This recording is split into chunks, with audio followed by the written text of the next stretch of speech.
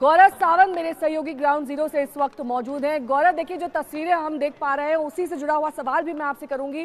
चर्निहिव पूरा का पूरा शहर इस वक्त आग की भेंट चढ़ चुका है। ऐसे में सवाल यही उठता है कि आखिरकार ये युद्ध कहां जा रहा है, क्योंकि अगर कीव और खार्किव को कैप्चर करना होता तो रूसी सेना बहुत पहले कर चुकी होती, लेकिन एक सोची समझी रणनीति के तहत वो ऐसा नहीं कर रही ताकि कम से कम तबाही हो।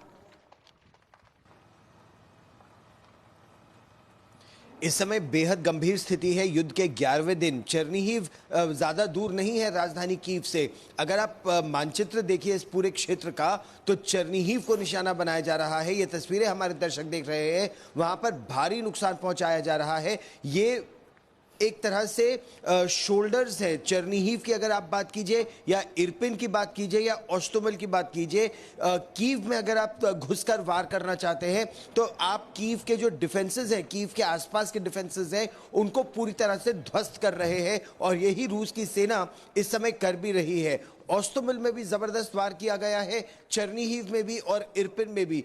इरपिन में तो पलटवार भी बहुत जबरदस्त तरीके से रूस ने करने की कोशिश की है, जहां दोनों देशों की लड़ाई में कई हेलीकॉप्टर और विमानों के नुकसान की भी बात हो रही है। देर रात यहां की रक्षा मंत्रालय ने कहा, उनका यह दावा है जो राष्ट्रपति ज़ेलेंस्की ने भी कहा, उन्होंने कहा कि 10,000 रूसी सैनिक अब तक मारे जा चुके हैं। उनके 44 लड़ाकू विमान, 44 उनके अटैक हेलीकॉप्टर्स और ट्रांसपोर्ट हेलीकॉप्टर्स ध्वस्त किए जा चुके हैं। यहां पर कल तस्वीरें, बाकायदा एक प्रेस कॉन्फ्रेंस में तस्वीरें जारी की गई। रूस की वायुसेना के जो लड़ाकू विमान पायलट और हेलीकॉप्टर के पायलट जो घायल हुए थे ऑपरेशंस में, उनको जनता के सामने दिखाया गया, कुछ सेना के जवानों को दिखाया गया। यह भी दावा किया गया कि रूस की सेना के कई टैंक इनके अब कब्जे में आ गए हैं। रूस की सेना के कई जवान अपने हथियार छोड़ छोड़कर भागे हैं। ये इंफॉर्मेशन वॉरफेयर का हिस्सा भी हो सकता है, क्योंकि दूसरी तरफ अगर आप दूसरी तस्वीर देखिए तो लगभग देश के यूक्रेन के एक बड़े हिस्से पर अब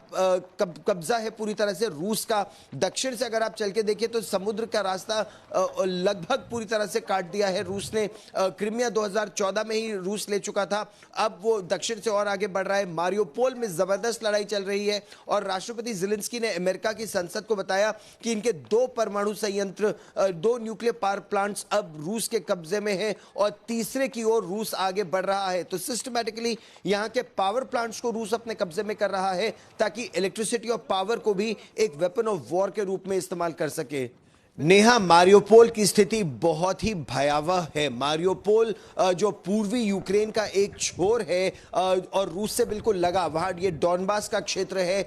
डोनेस्क और लुहांस्क पहले ही रूस ने अपने कब्जे में एक तरह से कर लिए थे, जिनको एक अलग देश घोषित कर दिया था। अब मारियोपोल शहर के अंदर रूस के टैंक है। मारियोपोल के जो गवर्नर हैं, उन्होंने अब से थोड़ी देर पहले कहा कि 4 लाख मारियोपोल के सिविलियंस को ह्यूमन शील्ड के रूप में इस्तेमाल किया जा रहा है। 4 लाख लोग बिना बिजली, बिना पानी और तापमान जब 0 से 4 डिग्री नीचे है इस समय यहाँ पर, इस ठंड में, हाड़ कपार वाली सर्दी में 4 लाख लोग फंसे हुए हैं। उनके पास दवाइयाँ नहीं हैं।